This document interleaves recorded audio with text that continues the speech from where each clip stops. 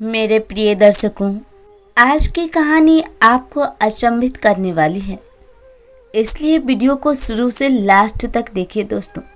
Video शुरू करने से पहले प्रेम से बोले हरि ओम नमो नारायण, हरि ओम नमो नारायण।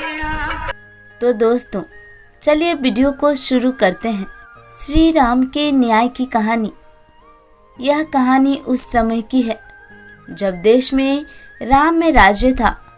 भगवान श्री राम अपने दरबार में लोगों की समस्याओं का समाधान करके लोगों को न्याय दिलाते थे। एक बार की बात है, भगवान श्री राम का दरबार दिन भर सबकी समस्या को सुलझाने के पश्चात दरबार की कार्यवाही समेट रहा था। लोग अपनी अपनी समस्या का समाधान लेकर वापस अपने अपने घर जा रहे थे। तभी प्रभु श्री राम ने अपने भक्त लक्ष्मण को बाहर जाकर यह देखने को कहा कि हे लक्ष्मण, जाओ बाहर देख कर आओ कि बाहर कोई न्याय पाने के लिए बचा तो नहीं है। यह सुनकर लक्ष्मण तुरंत बाहर जाते हैं और देखते हैं उन्हें बाहर कोई नहीं दिखता। इसलिए वह फिर से दरबार में आकर भगवान राम को बताते हैं कि प्रभु बाहर तो कोई नहीं है। यह सुनकर प्रभु श्री राम फिर कहते हैं, जाओ एक बार फिर देख कर आओ कि कोई न्याय पाने के लिए खड़ा तो नहीं है। यह सुनकर लक्ष्मण जी बड़े अचंभित हो जाते हैं कि अभी उन्होंने बताया कि बाहर कोई नहीं है, फिर भी प्रभु श्री राम कह रहे हैं कि जाओ बाहर देखकर आओ कि कोई खड़ा तो नहीं है। लेकिन लक्ष्मण जी फिर भी बिना देर किए फिर से प्रभु श्री राम की आज्ञा मानकर बाहर देखने चले जाते हैं। वह इधर उधर देखकर वापस ही लौट रहे होते हैं कि उनकी नज़र एक कुत्ते पर पड़ती है। उस कुत्ते के सिर पर चोट लगी होती है। वह कुत्ते से चोट लगने का कारण पूछते हैं। लक्ष्मण जी को देखकर कुत्ता खुश हो जाता है। वह लक्ष्मण जी से कहता है कि भगवान श्री राम के दरबार में आया है, वह उनसे न्याय मांगना चाहता है। यह सुनकर लक्ष्मण जी उस कुत्ते को श्री राम के दरबार में ले जाते हैं। कुत्ते ने आकर राम को प्रणाम किया और बोलने लगा, हे राम, मैं न्याय चाहता हूँ। मेरे साथ बेवजह हिंसा की गई है। मैं चुपचाप बैठा हुआ था। सर्वथा सिद्ध नाम का यह व्यक्ति आया और बिना किसी वजह के मेरे सिर पर छड़ी से वार किया। मैं तो बस चुपचाप बैठा हुआ था। मैं न्याय चाहता हूँ। भिखारी को बुलाया जाता है। भगवान राम सत्य, न्याय एवं सदाचार के प्रतीक हैं, इसलिए उन्होंने तत्काल सर्वथा सिद्ध को बुलवाया। जो एक भिखारी था उसे दरबार में लाया गया। राम ने पूछा, तुम्हारी कहानी क्या है? यह कुत्ता कहता है कि तुमने बिना वजह उसे मारा है।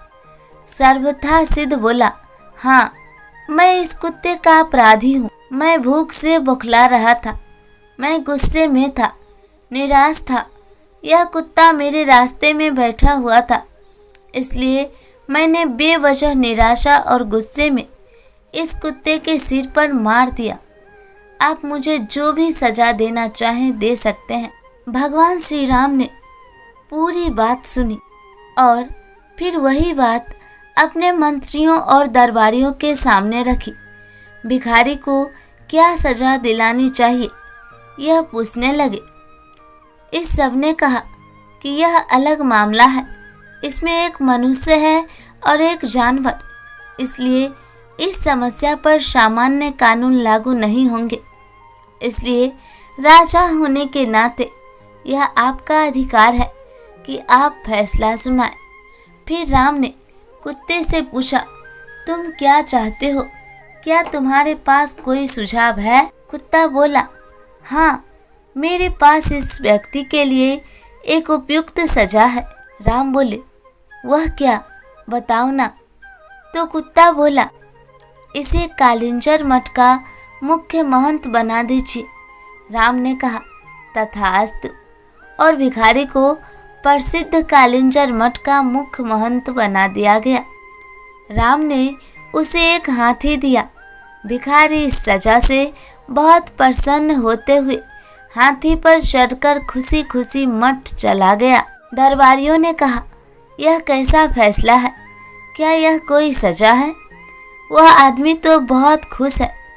फिर राम ने कुत्ते से पूछा, क्यों नहीं तुम ही इसका मतलब बताते? कुत्ते ने कहा, पूर्व जन्म में मैं कालिंजर मठ का मुख्य महंत था और मैं वहाँ इसलिए गया था क्योंकि मैं अपने आध्यात्मिक कल्याण और उस मठ के लिए सच्चे दिल से समर्पित था, जिसकी बहुत से दूसरे लोगों के आध्यात्मिक कल्याण में महत्वपूर्ण भूमिका थी।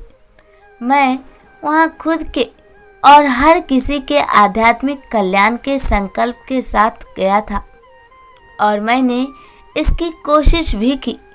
मैंने अपनी पूरी कोशिश की, मगर जैसे जैसे दिन बीते धीरे धीरे दूसरे छीट-फूट विचारों ने मुझे प्रभावित करना शुरू कर दिया।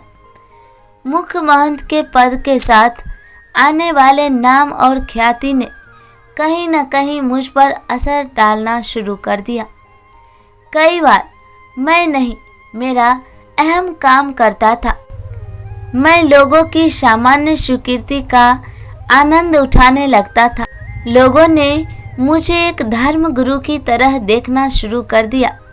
अपने अंदर मैं जानता था कि मैं धर्म गुरु नहीं हूँ, मगर मैंने किसी धर्म गुरु की तरह बर्ताव करना शुरू कर दिया और उन सुविधाओं की मांग करना शुरू कर दिया जो आमतौर पर किसी धर्म गुरु को मिलनी चाहिए। मैंने अपने संपूर्ण रूपांतरण की कोशिश नहीं की, मगर उसका दिखावा करना शुरू कर दिया और लोगों ने भी मेरा समर्थन किया। ऐसे चीज़ें होती रही और धीरे धीरे अपने आध्यात्मिक कल्याण के लिए मेरी प्रतिबद्धता घटने लगी और मेरे आसपास के लोग भी कम होने लगे। कई बार मैंने खुद को वापस लाने की कोशिश की, मगर अपने आसपास जबरदस्त स्वीकृति को देखते हुए मैं कहीं खुद को खो बैठा। इस भिखारी सर्वथा सिद्ध में गुस्सा है, अहम है, वह कुंठित भी है, इसलिए मैं जानता हूँ कि वह भी खुद को वैसा ही दंड देगा जैसा मैंने दिया था, इसलिए यह उसके लिए सबसे अच्छी सजा है। उसे कालिंजर मठ का मुख्य महंत बनने दीजिए। प्राचीन काल में इस देश के उत्तरी भाग में एक बहुत प्रसिद्ध मठ था जिसे कालिंजर के नाम से जाना जाता था। कालिंजर मठ उस समय का एक प्रसिद्ध मठ था। यह रामायण काल से पहले की बात है। रामायण का मतलब है लगभग 5000 साल पहले। राम के आने से पहले भी कालिंजर मठ का खूब नाम था।